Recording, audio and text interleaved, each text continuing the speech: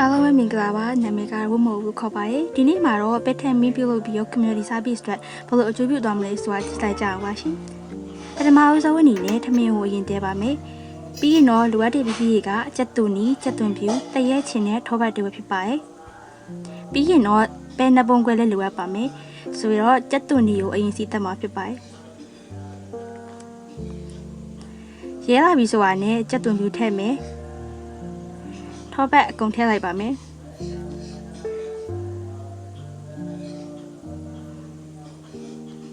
ဒီလိုနဲ့ပဲကြက်သွန်နီကိုမရဲတရက်ဖြစ်အောင်ဒီစီတက်ပြီးတော့မှွေပါမယ်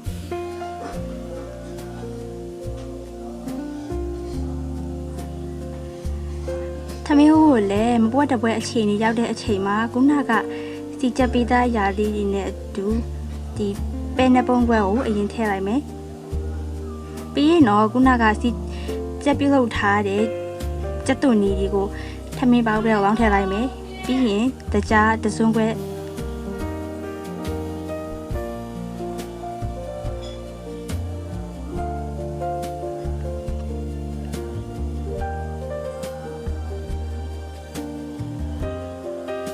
ပြီးဆုံးထည့်ပြီးဆိုရင်တော့နှံ့သွားမှွေလို့ရပါပြီဒီလိုနဲ့ပဲပဲထမင်းတရက်ချင်တဲ့ကြက်သားလေးရပါပြီ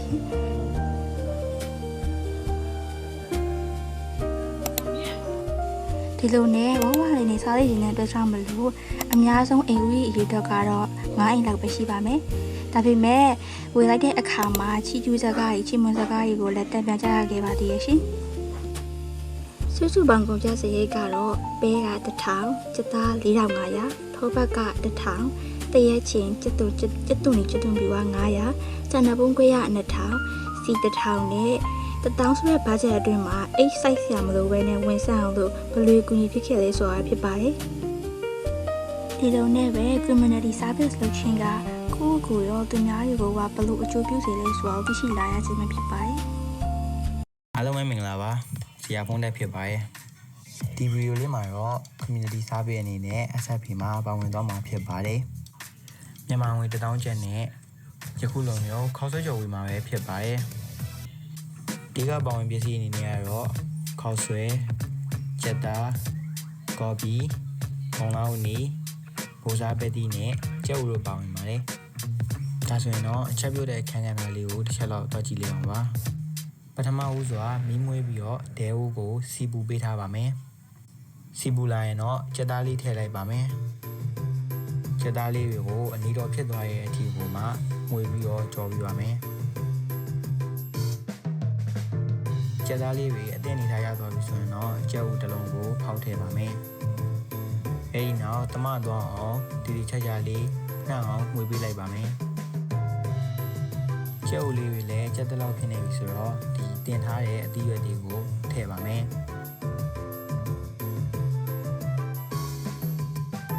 ဒီရွက်တွေကိုနူးရီသွားရဲ့အထီကိုချက်ပြုတ်လိုက်ပါမယ်စားပလာလေးထည့်ပြီးတော့ပြင်ဆင်လိုက်မယ်ဆိုရင်တော့ခေါက်ဆွဲထည့်ဖို့အဆင်သင့်ဖြစ်နေပါပြီ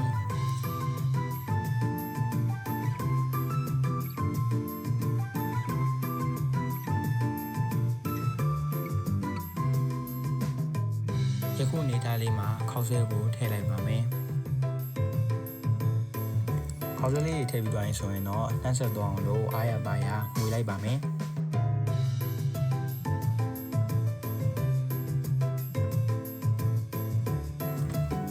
နောက်ဆုံးအကုန်နှံ့ဆက်သွားပြီဆိုရင်တော့ချဖို့အဆင်သင့်ဖြစ်နေပါပြီခုဆိုရင်တော့ပူပူနွေ့နွေ့ခေါက်ဆွဲပိုင်းကြီးရလာပါပြီခင်ဗျာ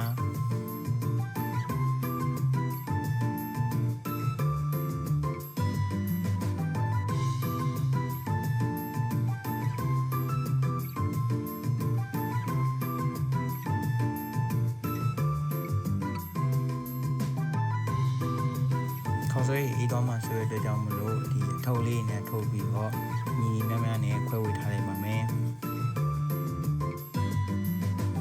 ဒါကတော့ကျွန်တော်အပါဝင်အရင်မိသားစုတွေကပါကူညီဝိုင်းဝင်အားပေးပေးနေတာဖြစ်ပါတယ်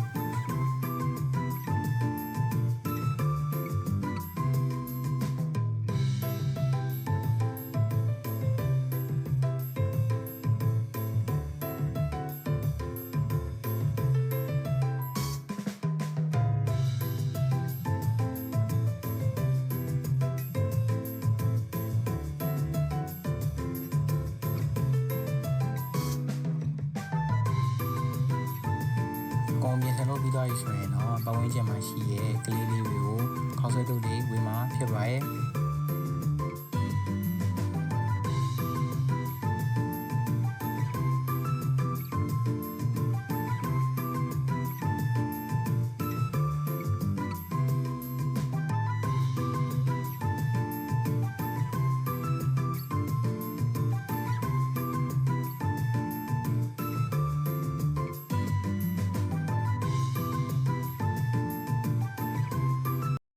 ဒီ view လေးကတော့ဒီလောက်ပါပဲဆိုတော့ view လေးမှာဆိုရင်တော့ SFB ကနေထောက်ပံ့တဲ့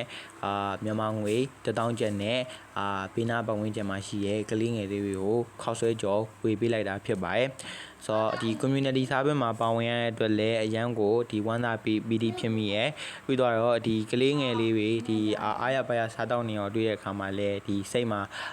စိတ်ထဲမှာဆိုရင်တော့ဒီ PD ဝမ်းသာဖြစ်ရရဲ့ပေါ့နော်ဒီအင်ကအမေကလည်းကောင်းကောင်းမွန်မွန်ဒီချက်ပြုတ်လုပ်ပေးထားဖြစ်တဲ့အတွက်ကြောင့်မလို့ဒီသူတို့ရဲ့အရသာရှိရှိနဲ့ဒီ feedback အကောင်းဒီကောင်းမွန်ဆိုရယ်ကောင်းတယ်ဆိုရယ် feedback တွေပြန်ကြားရတာလည်းတကယ်ကိုဝမ်းမြောက်ဝမ်းသာဖြစ်မိပါတယ်အားလုံးကျေးဇူးတင်ပါတယ်ခင်ဗျာဒါလေးကတော့အမှတ်တရအနေနဲ့ခေါက်ဆွဲစားနေတဲ့ပုံလေးတွေကိုရိုက်ကူးမိခဲ့ပါတယ်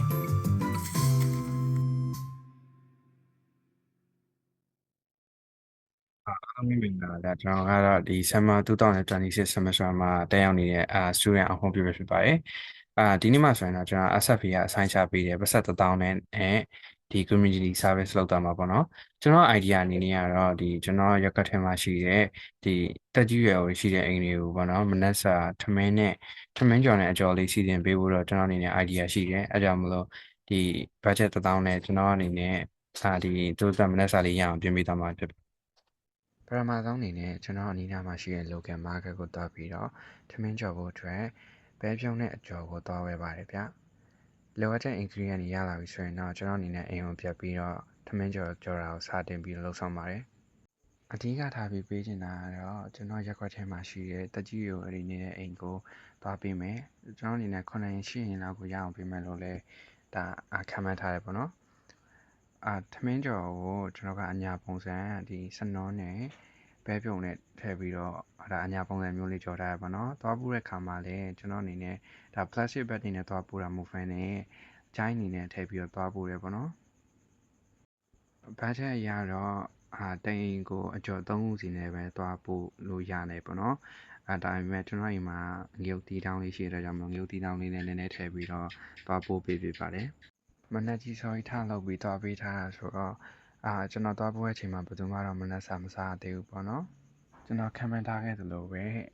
ရှင်းအိမ်ကိုတော့ရအောင်ပို့ပေးနိုင်ခဲ့တယ်ပေါ့နော်တချို့သူကြီးတွေဆိုရင်ကျွန်တော်ကိုစုတောင်းထောင်းပေးခဲ့ကြပါသေးတယ်ဗျရရရဒီဗျာတူနိုင်တန်းနိုင်ရောက်လာပြီSFA ကိုလည်း community service လုပ်ဖို့ကျွန်တော်ကို chance ပေးရတဲ့တကယ်ကိုကျေးဇူးတင်တယ်ပုံမှန်ဆိုရင်သူတို့ကအလုံးမားတဲ့တကြောင်မလို့မနက်စာမစားပြချအောင်လို့ပြောတယ်ပေါ့နော်ကျွန်တော်သွားပို့တဲ့အချိန်ကျမှမနက်စာကိုတခြားလေးစားလိုက်ပါမယ်ဆိုပြီးတော့ပြောကြတယ်ပေါ့နော်အဲ့အတွက်လည်းကျွန်တော်မနက်စောကြီးထားပြီးတော့လုပ်ပြရတာတကယ်ကိုအကျိုးရှိတယ်လို့ခံစားရပါတယ်နောက်ဆုံးအနေနဲ့ဒေါက်တာချောင်းမင်းနဲ့ SFA ရဲ့ community service မှာပေါင်းဝင်ပေးတဲ့အတွက်ကျေးဇူးအများကြီးတင်တယ်တိတ်ပြီးတော့အများကြီးမဟုတ်ဘူးပေါ့နော်ကျွန်တော်အနေနဲ့အသက်ကြီးတဲ့သူရဲ့တနေ့တာမှာတရိပ်တရီသားဖြစ်နေပေါဝင်ဖြစ်ရပြနိုင်ခဲ့တယ်ဒါသူတို့စီကကျေးဇူးတင်စကားတွေပြီးတော့ဒီဆူတောင်းပေးတာတွေပြီးတော့သူတို့ရဲ့မျက်နှာပေါ်ကကျေးဇူးတင်တဲ့အကြည့်တွေကဒီ community service ရဲ့ main idea ဖြစ်မယ်လို့လည်းကျွန်တော်အနေနဲ့ယုံကြည်ပါတယ်ဘတ်ဂျက်အနေနဲ့ပဲပြုတ်ဝယ်တာ3000အကျော်ဝယ်တာ3000နဲ့ထမင်းကျော်ဖို့အတွက်ဆန်ဝယ်တာ4000ဆိုပြီးတော့ total 1000ကွက်တိကျပါတယ်ဗျဗီဒီယိုအဆုံးထိကြည့်ရှုပေးလို့အားလုံးကျေးဇူးတင်ပါတယ်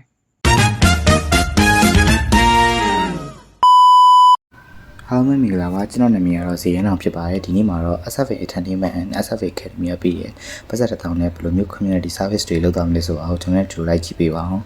ဒါကတော့ပထမဆုံးမနက်ကြီးစောစီးသွားရပါတော့စီးသွားပြီးဝယ်လာတဲ့ item တွေကတော့စက်သားကစွန်းရက်ပင်စိမ်းနဲ့နှစ်နှစ်သီးတွေဖြစ်ပါတယ်အရင်ဆုံးတော့နှစ်နှစ်သီးလေးပြီးအစိမ်းလေးဆေးပြီးရေခဲတက်တာလေးထည့်ထားရပါတော့အဲ့ဒါပြီးရင်တော့အရွက်တွေကိုတင်နေစီးရဲ့ကြောရဲပေါ့နော်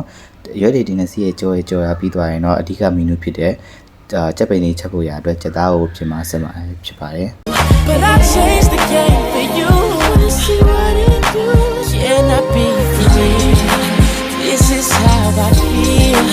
I'm in need of love So let's step up out of here Oh, you're just my type Everything's so right, and I just want you. So let's dip up out of here, dip up out of here. She's fine too, but I want you. She's fine too, but I want you. ဒါကတော့ပြီးသွားတဲ့အောက်ခံလေးပဲဖြစ်ပါတယ်။ item တွေအကုန်လုံးကိုရဲဖို့ရတော့မိနေရတဲ့ video ရဲတော့မပါလာတော့ဘူးပေါ့နော်။အခုကျွန်တော် community service သွားလုပ်မယ့်နေရာကတော့ကျွန်တော်တို့ရဲ့ win ထဲမှာရှိတဲ့ security အဘကိုဒီ hint လေးတွေချက်ထားတာကိုသွားပြီးမှပဲဖြစ်ပါတယ်။အဘအနေနဲ့ကတယောက်တည်းနေလာတဲ့နှစ်တည်ကြပြီပေါ့နော်။လွန်ခဲ့တဲ့နှစ်20ကျော်လောက်ခဏကနေလဲအမျိုးသမီးဆုံးသွားတဲ့အဲ့ဒါပြီးတော့မှအရင်နှစ်ကမှအဖရဲ့သားရဲ့အကုန်လုံးက80နောက်ဆက်အကုန်လုံးဆုံးသွားတဲ့အတွက်အဖအနေနဲ့အရန်စိတ်ထိခိုက်နေပေါ့နော်ပြီးတော့အဖအနေနဲ့ဒီဘက်ဂိတ်ဘောက်မှာစောင့်တာလည်းတယောက်တည်းဖြစ်တယ်အမြဲတမ်းတာဝန်ကိုလည်းမပြည့်မကွက်ထမ်းရတယ်ပေါ့နော်အသက်အရွယ်နဲ့မလိုက်ကိုယ့်ရဲ့ responsibility ကိုသိရှာရှိရပေါ့နော်ပြီးတော့အဖအနေနဲ့လည်းအရန်လည်းသဘောကောင်းတယ်ပေါ့နော်အခုဒီလိုသွားပြီးရတဲ့အချိန်မှာလည်းအဖအနေနဲ့အရန်ပြောတာကိုတွေ့ရတယ်တယောက်တည်းနေရတဲ့အတွက်ဟိုဖြစ်တယ်လို့စားနေရအောင်မှာကျွန်တော်တို့ကဒီလိုပြီးရတဲ့အတွက်အဖအနေနဲ့အရန်ဝမ်းသာတယ်လို့လည်းပြောရပေါ့နော်ပြီးတော့အဖအနေနဲ့ဒီကုမ္ပဏီဘက်ကနေ provide တခြားလုပ်မပေးနိုင်လို့အရန်ခက်ခဲရရည်အများကြီးရှိတဲ့အကြောင်းကျွန်တော်တို့လည်းပြောပြတယ်ပေါ့နော်ဒီလိုပြောရင်းနဲ့မှာပဲအဖရဲ့ဒုက္ခတွေကိုလည်းကျွန်တော်တို့သိခဲ့ရသလိုသူ့ကိုလည်းကိုချင်းစာမိရပေါ့နော်ခုလိုမျိုး SFA Entertainment SFA Academy ရလောက်ခိုင်းတဲ့ဒီ community service ကြောင့်ပေါ့နော်ကိုနီနာမှာရှိရဲ့အဆင်မပြေတဲ့လူတွေရဲ့ပြီးတော့သူတို့ရဲ့အခက်အခဲတွေကိုလည်းကိုယ်သိခဲ့ရသလိုသူတို့စီကနေလည်းသိယုံလိုက်ရတဲ့အများကြီးပေါ့နော်ကျွန်တော်ဗီဒီယိုကတော့ဒီလောက်ပါပဲကြည့်ပြီးသားတဲ့တယောက်ချင်းသိတဲ့အတွက်အားလုံးထူးထူးတင်ပါတယ်ခင်ဗျာ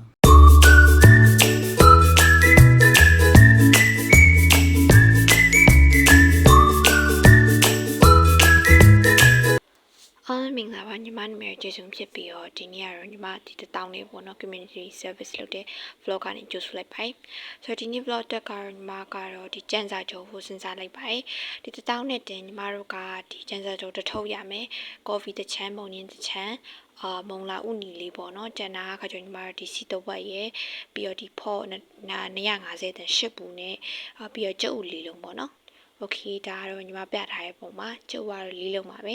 စီကတော့ဒီအဝတ်သားပေါ့နော်အလောက်ပေါ့နော်ဆိုတော့ဒါကတော့ဖော့ရဲ့ပုံစံလေးပါဆိုတော့စပြီးတော့ကြော်ကြရအောင်ပေါ့နော်ဆိုတော့ဝင်အောင်ဆုံးညီမကတော့ဒီအိခောက်ဆွဲပေါ့နော်ကျန်းစာဖက်လေးကိုမိနစ်20 30လောက်စိန်ထားပြလိုက်တယ်ပေါ့နော်လောက်တာမနက်ကနေဟိုဖြစ်သွားတယ်ပေါ့နော်ဒါပေမဲ့နေ့လေရောက်သွားတယ်ပေါ့နော်ဆိုတော့အဲ့လိုနဲ့ဆိုရင်ဒီကျုပ်လေးလုံးကိုပို့ဆုံးခောက်ပြီးတော့မွေးပါမယ်ပေါ့နော်မွေးပြီးတော့ခောက်မယ်ပေါ့နော်ဆိုတော့တိချမွေးပြီးပါရင်ဆိုရင်ညီမတို့အမှစားထည့်မယ်ပေါ့နော်စားလေးတော့ရတာမုတ်လေးထည့်ပေးပါမယ်ပြီးတော့အစောနာကညီမတို့ဝယ်ထားတဲ့အဝတ်သားလေးပေါ့နော်စီနည်းနည်းလေးထည့်မယ်ပေါ့နော်စီနည်းလေးထည့်ပြီးတော့နည်းနည်းလေးဘေးဘက်လေးမှာကျုပ်ကိုကြော်လိုက်ပါမယ်ကြော်လိုက်တဲ့ခါမှာလည်းပေါ့နော်နည်းနည်းလေးပြန့်လေးပေါ့နော်အဲ့လိုလုပ်လိုက်ပါမကြော်တဲ့နေနေပါဆိုတော့အဲ့တိုင်းတော့ကြော်လိုက်ပါပေါ့နော်အမိပြောတဲ့အတိုင်းပဲဆိုတော့ကြော်ရင်ရည်ဆိုရင်ညီမတို့ဟိုဘက်ဒီဘက်လဲမယ်ပေါ့နော်ကြက်ဖို့အတိကပေါ့နော်ဒါညီမတို့ကဒီကြာစံတဲ့ခါပြန်ကြော်မှာဆိုတော့အလောက်တော့လည်းတိတ်မလို့နည်းနည်းကြက်ရုံပဲပေါ့နော်ပြီးတော့ညီမတို့ဒီကော်ပီတို့မုံညင်းတို့လီးပါမယ်ပြီးတော့ဆေးပါမယ်ပေါ့နော်နှစ်ခါ3ခါလောက်ဆေးပါမယ်ဒီမှာတော့ကဲတော့ကတချောင်း600ဆိုတော့ညီမကထဲဝယ်လိုက်တယ်ပေါ့နော်ကွက်တီရောကြပါတယ်ဟုတ်ဆိုတော့အဲ့လိုနေပေါ့နော်ညီမနှစ်ခါ3ခါလောက်ဆေးပြီးရဲ့အခါမှာဆိုအကုန်လုံးပေါင်းလိုက်တယ်ပေါ့နော်ဆိုတော့အရွက်ကတော့များများကြော်လိုက်တယ်အစောနာကဒီစီအကုန်ထည့်လိုက်တယ်ပေါ့နော်စီအကုန်ထည့်လိုက်တဲ့ထဲမှာဆိုရင်ကြော်လိုက်တယ်မွေးလိုက်တယ်ပေါ့နော်ပြီးတော့ဒီအစောနာရလာတဲ့ကြာစံအောင်လည်းပြန်ဆဲပြီးတော့ဒီညီမတို့ဒီကြာဆိုရင်ပေါ့နော်အဲ့ဟာနဲ့ပြင်ပြီးမွေလိုက်ပါပြီးတော့ကြော်နေတော့ပေါ့နော်ညီမတို့ကကြက်အောင်ကြော်အောင်မှာဆိုတော့အမှဆိုရင်စားထည့်မယ်ပြီးတော့ဒီကြာညွတ်ပေါ့နော်ကြာညွတ်ပဲဖြစ်ဖြစ်ဒီ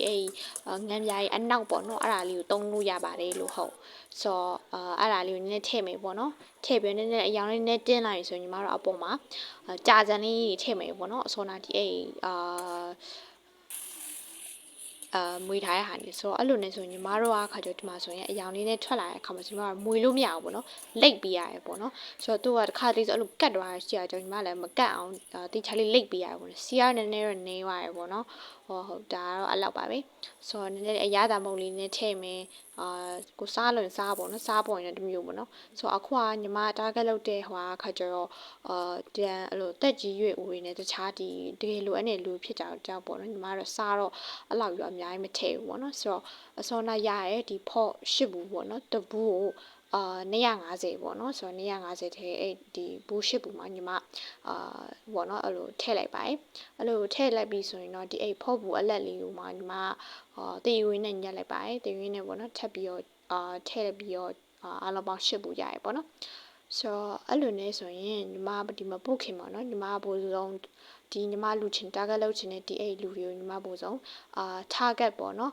အကြောင်းဘိုးဆုံးစုံစမ်းပြီးမှညီမတို့ကတွားကြရဖြစ်ပါတယ်ဆိုတော့ဒါကတော့ကြိုးတင်ပြောထားရပေါ့နော်ဆိုတော့ညီမတို့ဘိုးဆုံးပထမတွားမဲ့နေရာခါကျတော့ဒီအဖိုးတယောက်ပေါ့နော်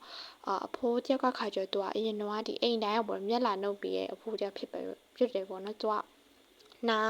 တိတ်မကြောက်ပေါ့နော်အဲ့လိုနဲ့ညီမကလည်းသူတို့အဲ့လိုနေ့လည်စာလေးစားရအောင်ပေါ့နော်နည်းနည်းလေးဘိုက်လေးပြအောင်ဆိုရင်ညီမပေးခဲ့ဖို့သူရင်တွားခဲ့ပါတယ်တွားတော့တော်တော်လေးဝေးရပေါ့နော်ဟိုစိုက်ကနဲ့နောက်လိုက်ခဲ့ပါတယ်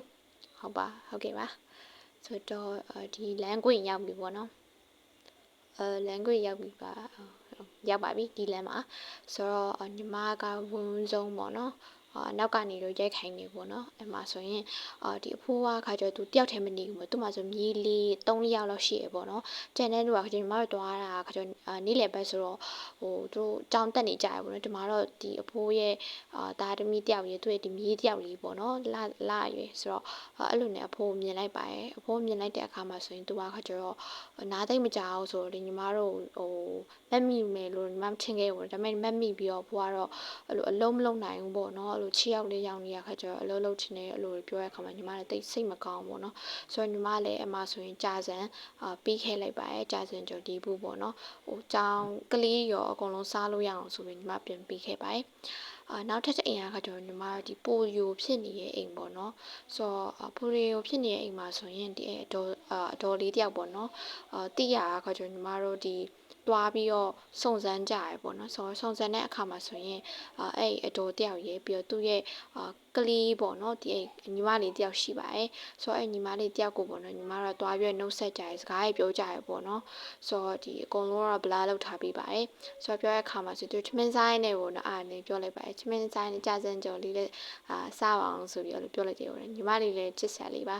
ဆိုတော့အဲ့လိုနေပဲညီမကတော့စကားလေးပြောပြီးတော့ညီကောင်းအောင်ပေါ့နော်ညီမတို့ပြောပြီးတော့ပြန်ခဲ့ပါတယ်တစ်ဖက်ကနေကိုညီပေးနေလုပ်ပြီးရဲ့ SFA ကိုလည်းအထူးကျေးဇူးတင်ပါတယ်ပြီးတော့ကိုရန်လည်းပေါ့နော်လိုအပ်နေတဲ့လူတွေကိုတေချာတိလိုက်ရပြီးတော့လူရသူတို့ရဲ့ဒီနေ့စဉ်နေ့တိုင်းအတွက်ပေါ့နော်စာဝင်နေအတွက်ရုန်းကန်နေရအောင်လေတေချာတိရှိလိုက်ရပြီးတော့နောက်ထပ်လည်းပေါ့နော်ထပ်ပြီးလုပ်ချင်ပါတယ်အခုဆိုညီမရဲ့ပေါ့နော်ဗီဒီယိုကြည့်ပြီးတော့ဒီဗီဒီယိုကတင်ငန်းစာဖြစ် message လေးတစ်ခုလေးရသွားမယ်လို့တော့ထင်ပါတယ်အဆုံးထိကြည့်ပြီးရတဲ့အတွက်လည်းကြည့်ရတင်ပါတယ်Hello အားလုံးပဲမင်္ဂလာပါဒီနေ့မှာဆိုရင်တော့ကျွန်တော်တို့ SFA Entertainment and Academy ကနေပြီးတော့ပြုလုပ်ပေးတဲ့ငွေ1000နဲ့ community service တစ်ခုကိုကျွန်တော်ဘယ်လိုလုပ်ပေးလဲဆိုတာကိုဒီဗီဒီယိုလေးမှာပြသပေးမှာပဲဖြစ်ပါတယ်ဒါဆိုလို့ရှိရင်ဆက်ပြီးတော့စောင့်ကြည့်လိုက်ရအောင်ကျွန်တော်ပုံရိပ်စောလို့ကျွန်တော်ထည့်ထားတဲ့ ingredients တွေအကုန်လုံးကိုမရိုက်လိုက်ပြီဘူးဗျာဒါပေမဲ့လည်းကျွန်တော်ရဲ့ဗီဒီယိုထဲမှာကျွန်တော်ထည့်ထားတဲ့ပစ္စည်းတွေအကုန်လုံးကိုကျွန်တော်အနေနဲ့ဖော်ပြပေးပါပါနောက်ပြီးတော့ကျွန်တော်ခုနကပုံမှာပြခဲ့တဲ့ခါကျက်ဦးနှလုံးကိုတေးသေးလေးတွေဖြောင်းလို့စိတ်လိုက်ပါတယ်အစကတော့ကျွန်တော်လီးနေပေမဲ့ကျွန်တော်အမေကလီးတာကိုစိတ်မရှိတော့တဲ့အတွက်သူ့ဘာသာသူစလီးပါတော့တယ်ဗျာ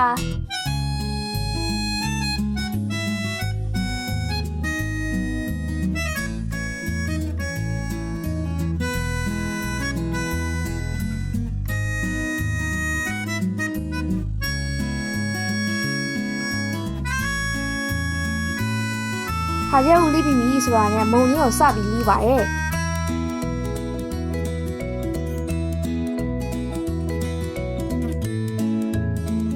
ဟုတ်ကဲ့ပါအခုဆိုလို့ရှိရင်တော့ခါကျက်ဦးနဲ့မုံကြီးကိုရသွားပြီ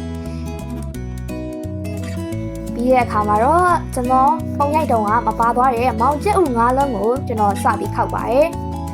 ကျွန်တော်ကျက်ဦးခောက်တဲ့အခါမှာကျွန်တော်အခွန်ခွာလို့ဆိုပြီးတော့အခွန်ထဲကနေအမုံတွေကျသွားမှကျွန်တော်စိုးရင်ခဲ့တယ်ဒါပေမဲ့လည်းတခုမှကြာမတော့တာကံကောင်းပါရဲ့ဗျာခောက်တယ်ဗျာခောက်ပါရဲ့ဗျာ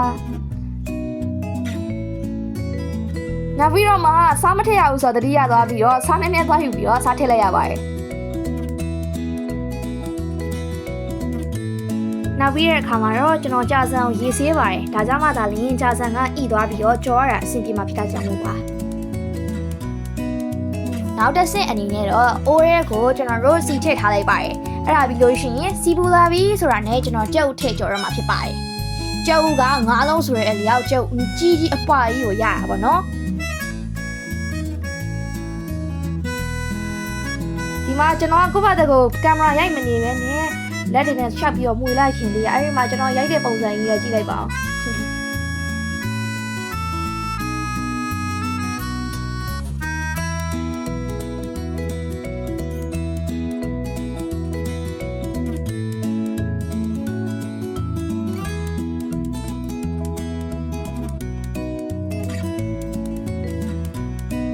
ကဲဟိုဘက်ဒီဘက်လန်ပြီးလို့ရှိရင်တော့ကျွန်တော်တို့ကြက်ဥကိုပကံနဲ့ထည့်မယ်ပေါ့နော်ကြက်ဥကအချက်လိုက်ဖြစ်မှသွားပဲနဲ့ပြတ်သွားတဲ့အလေကနေပြီးတဲ့အခါမှာတော့ခုနကတော့ကြက်ဥကြော်ထားတဲ့စီနဲ့ပဲကြက်သွန်ပြူးစီတက်လိုက်ပါတယ်ဒီထဲကစီတွေခတ်ထုတ်နေရဲဆိုတာကခုနကတော့ရေစိမ်ထားတဲ့ကြောင်စံနဲ့ကိုထည့်ဖို့အတွက်ဖြစ်ပါတယ်ကြက်သွန်ကြက်ပြီးဆိုတာနဲ့ခါကြက်ဥထည့်လိုက်တယ်ခါကြက်ဥဆိုတာကရန်ကုန်ခေါ်ရဆိုရင်တော့မမဥနေပါနောက်ပြီးတဲ့ခါကြလို့ရှိရင်ဒီကုန်းကြောထိုင်းငံကြာရေးထည့်ပါရယ်နောက်တစ်ဆင့်အနေနဲ့ခရုစီထည့်တယ်ဟုတ်ပြီရမွေးရယ်ဒီနောက်ကျွန်တော်တို့ရေထပ်ပြီးတော့မွေးပါရယ်ပြီးတော့စားလေးနဲ့ထည့်လိုက်တယ်ပြီးရင်မုံရင်းထည့်ပါပြီဟုတ်ပါအမေခိုင်ပုံပြ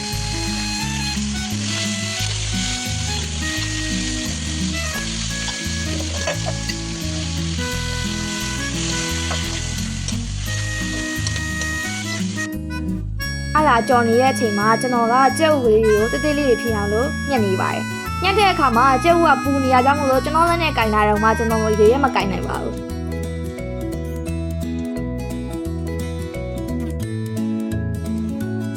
အဲ့ဒီမှာကျွန်တော်ညှက်နေတဲ့အချိန်မှာပဲကျွန်တော်အမေကနေပြီးတော့ရှမ်းနန်နန်လေးထည့်ပြီးသွားပါပြီခင်ဗျာဆိုတော့အယောင်သွေးဆုံဆုံနေနဲ့အရွက်ကြော်လေးပြီးပါပြီ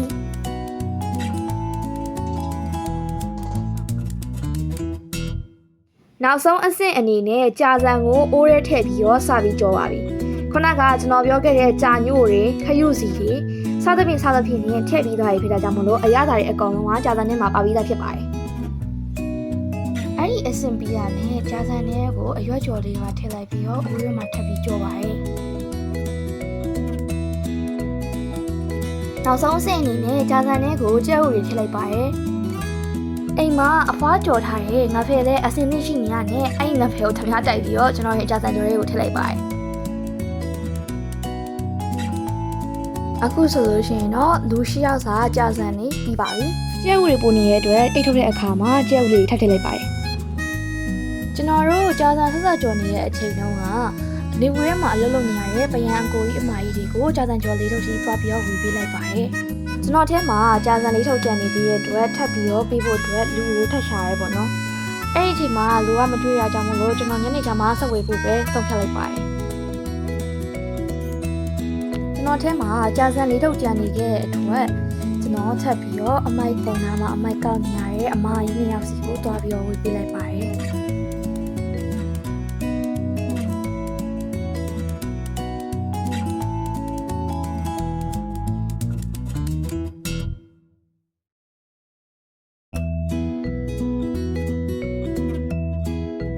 ပြီးရဲ့အခါမှာတော့တဲအိမ်နီနားလေးမှာရှိနေတဲ့ကလေးလေးစီကိုတွားပြီးတော့ကြာစံနဲ့ထုတ်တွားပြီးတော့ဝေပေးလိုက်ပါတယ်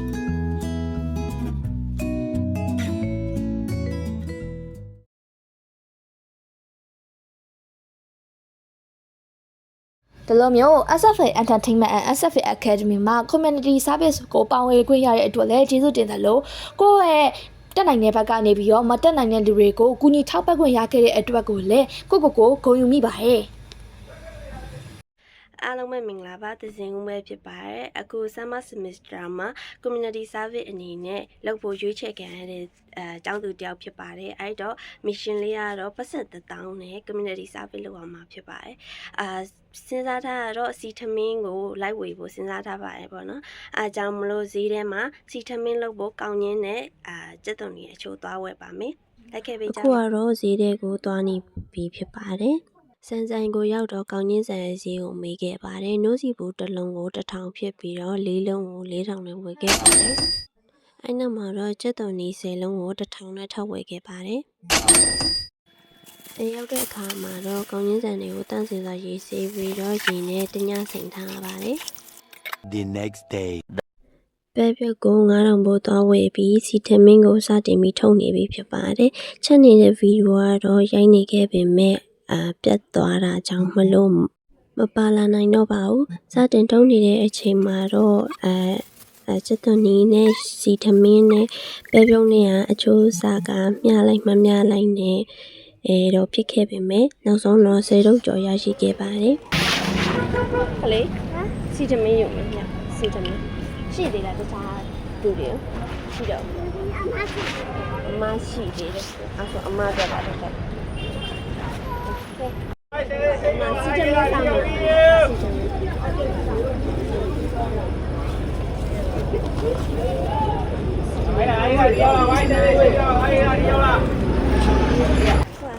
အမစီချင်လို့ဆောင်တယ်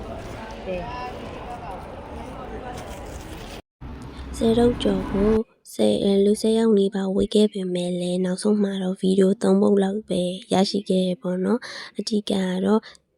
အမနဲ့ကိုနဲ့2ယောက်တည်းသွားရတာမလို့ဗီဒီယိုရိုက်ရလဲတခါတလေကြာရင်ဗီဒီယိုတွေကမပါလာတာမျိုးရိုက်နှိမ့်လိုက်တယ်ထင်ပေမဲ့မနှိမ့်လိုက်မိတာမျိုးဒီကြောင့်စီထမင်းကတော့ဝေလို့ပြီးသွားခဲ့ပေမဲ့ဗီဒီယိုကတော့အများကြီးမပါလာခဲ့ပါဘူးဒါပေမဲ့လည်းဒီနေ့လိုအပ်တဲ့လူတွေကိုသူတို့လိုအပ်နေတဲ့အရာကိုပေးနိုင်ခဲ့တယ်မလို့ပြီးပြီးတော့ပြင်နေပါတယ်အဲ့ဒါဆိုဒီလောက်နဲ့ပဲ community service ဗီဒီယိုလေးကပြီးဆုံးသွားပါပြီဝင်းချင်ကိုအများကြီးကူညီပေးနိုင်တယ်ပေးကမ်းတဲ့အခါမှာလည်းပေးကမ်းရတာကိုလက်ခံရရှိတဲ့သူအပြင်ပေးကမ်းတဲ့သူကိုယ်တိုင်ကလည်းထပ်တူပီတိကိုရရှိတာကိုလည်းခံစားခဲ့ရပါတယ်လက်ခံရရှိတဲ့သူတွေရဲ့အပြုံးကနေပြီးတော့လေကိုပင်ပန်းရကြုံနဲ့တယ်ဆိုတဲ့ခံစားချက်မျိုးရရှိခဲ့ပြီးတော့ချွတ်တဲ့သူအများအပြားကိုမြင်တဲ့အခါမှာခုမှရှိနေတဲ့အရာများကိုပုံမတန်မိုးထားတဲ့စိတ်များလည်းဖြစ်ပေါ်လာပါတယ်အဲ့ဒါကြောင့်မို့ SFA မှာ community service လုပ်ခဲ့ရတာကိုအရန်ကိုဂုဏ်ယူမိပါတယ်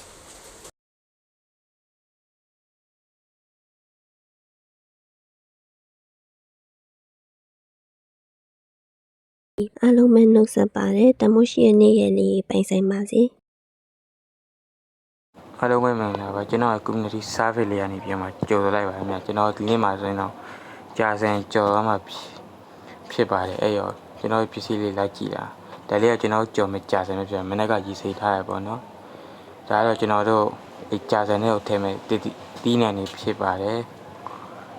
အဲ့လေးဒါလီးရမယ်ပေါ့နော်ဒါကတော့စားရယ်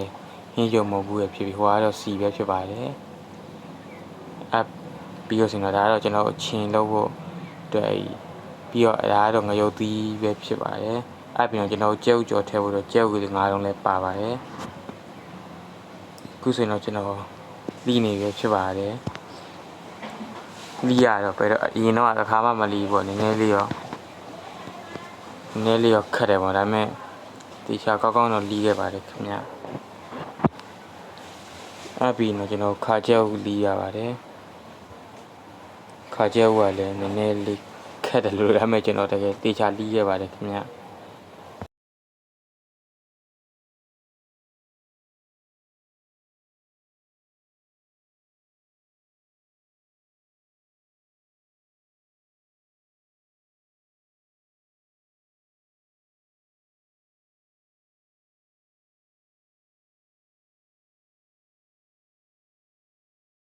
အဲ့ပြီးတော့ပက်တီပေါ့နော်ပက်တီရတယ်နည်းနည်းလေးတော့ခက်ပေမဲ့လည်းကျွန်တော်လီးရပါတယ်ခုဆိုရင်တော့ကျွန်တော်တို့တတိရလည်းလီးပြီဆိုတော့ကြာစံရေစိမ်ထားတာကို10ဘွဲကြံมาတော့ပေါ့နော်နောက်ခုဆိုရင်တော့ကျွန်တော်လည်း10ပါတယ်10ပြီးတော့ရလာပါတယ်အဲ့ဒါလည်းကြာစံရောတေချာမထွက်အောင်လို့တော့ပြီးတော့တင်းရတယ်ပေါ့နော်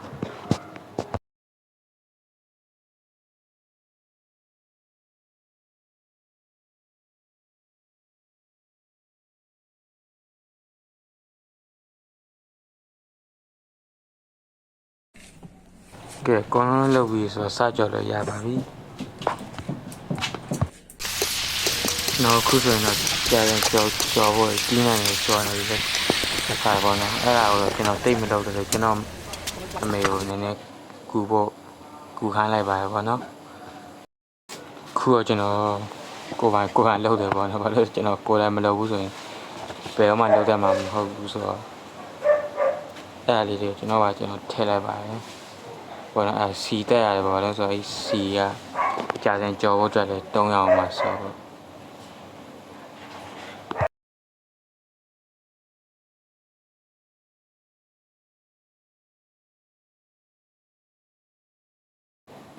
အဲ့ဒါတွေအဲ့တင်းရနေကိုထုတ်ပြီးဆိုတော့ခုဆိုရင်တော့ကြာစံကိုစကြော်လို့ရတယ်ပေါ့နော်ကြာစံကိုကြော်တဲ့အခါမှာဖြည်းဖြည်းချင်းပေါ့နော်အုပ်လုံးမထဲမိအောင်ဖြည်းဖြည်းချင်းလေးတွေထည့်ရတယ်ပေါ့နော်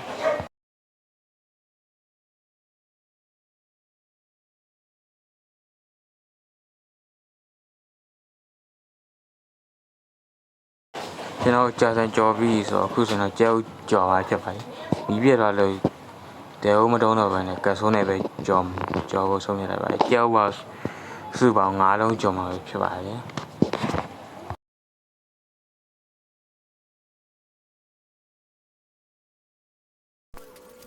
ကြောက်ကြော်ပြီးရင်တော့အချင်းလို့ဖို့အတွက်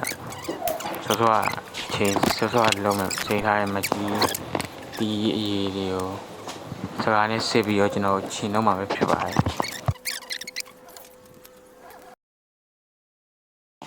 လို့ပြီးတော့ကျွန်တော်ချင်းတွေကိုထုတ်မှာပဲ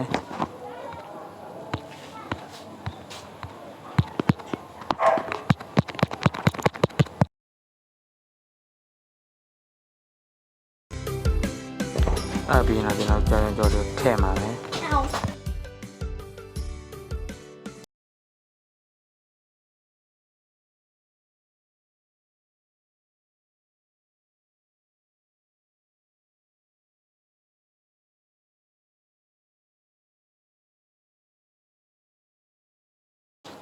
ခုဆိုရင်တော့ကျွန်တော်ဝင်နေကြာရင်ကြော်9ဘူးဆိုရင်တော့ ready ဖြစ်ပြီးတော့တွားဝယ်ဖို့ဆင်နေဖြစ်ပါပြီကျွန်တော်အခုဝေတော့မှာတော့မနီမဝေးအမိုက်ပုံနာ extreme property မှာနေရစီရတာလေးတွေကိုဝေတော့မှာပဲဖြစ်ပါတယ်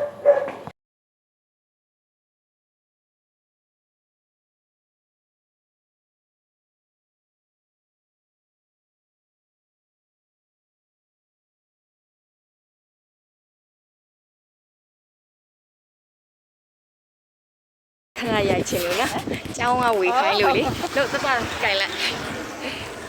တစ်ချက်ပြေကျောင်းကဝေခိုင်းတာပါရှင်ဟုတ်ကျေးဇူးတင်ပါတယ်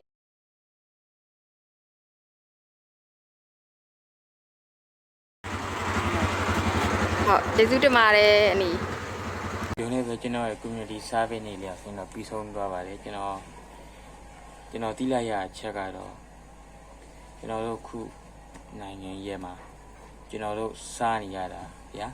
တချို့အဲ့စင်းရဲသားတွေဆိုရင်မစားရဘူးတချို့ကလေးဆိုရင် education မရဘူးအဲ့မှာကျွန်တော်တို့က education လည်းရတယ်စာရေးလည်းသင်လို့ရတယ်ဉာဏ်လည်းကောင်းကြပြီးတော့တရက်ကိုသမင်း3နဲ့စားနေရတာကျွန်တော်မိပါတယ်ကျေးဇူးတင်မိပါတယ်နော်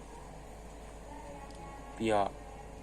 ကျွန်တော်နေ့ရက်တော့ကတွက်ရတာပြီးတော့ညကြမှာ edit လုပ်မိရပေါ့နော်အဲ့တော့ကျွန်တော်ရဲ့ community service လေးကိုကြည့်ပြီးရတော့လည်းအားလုံးကျေးဇူးတင်ပါတယ်နော်